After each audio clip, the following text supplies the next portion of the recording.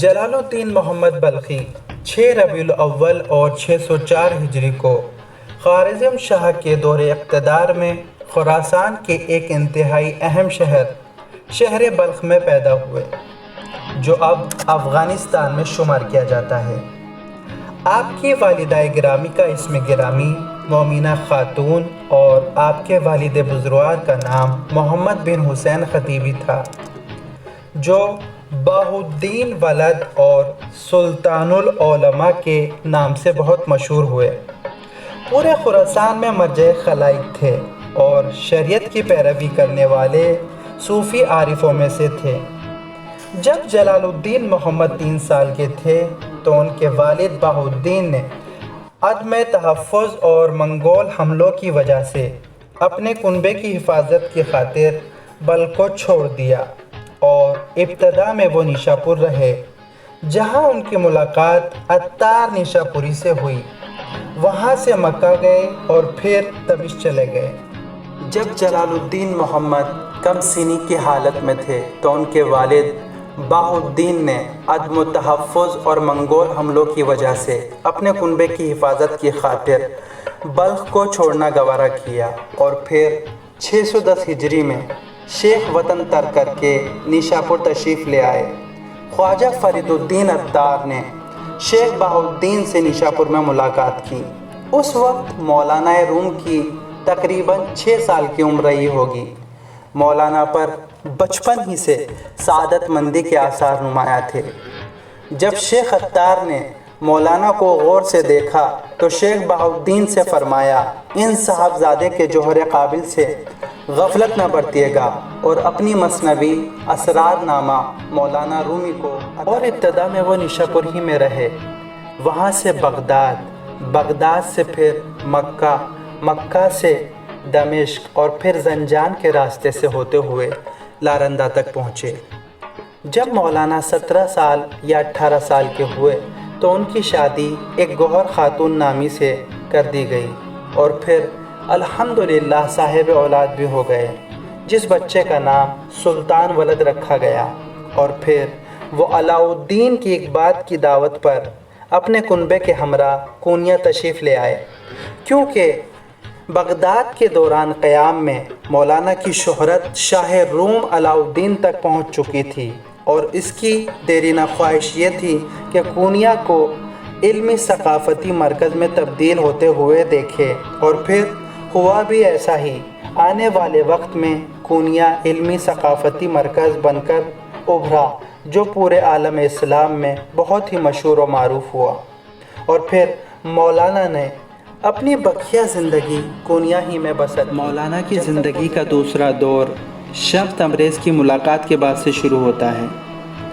بیان کیا گیا ہے کہ مولانا کسی حوض کے کنارے بیٹھے ہوئے کتب بینی میں مصروف تھے۔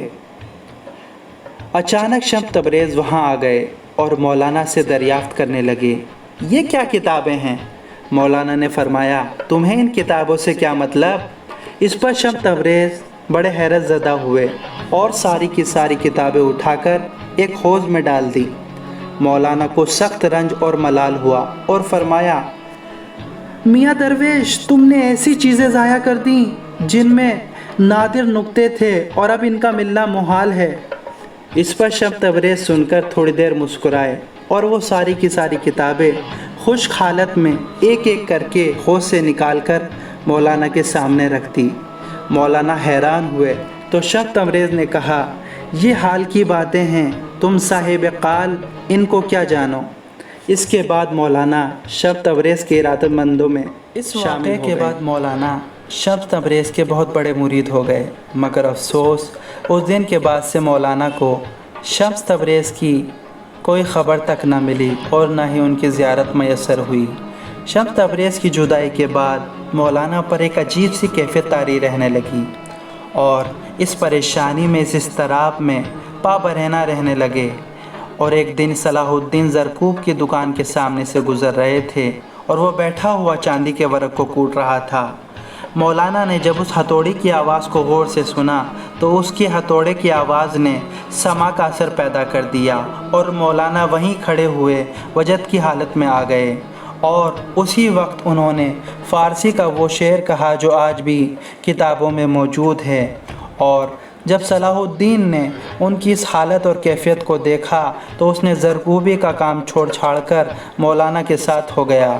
مولانا کا جو فارسی کا شعر آج بھی کتابوں میں موجود ہے وہ یہ تھا: یکی گنجی پدید آمد از این دوکان زرکوبی، زہی صورت زہی معنی زہی خوبی زہی خوبی۔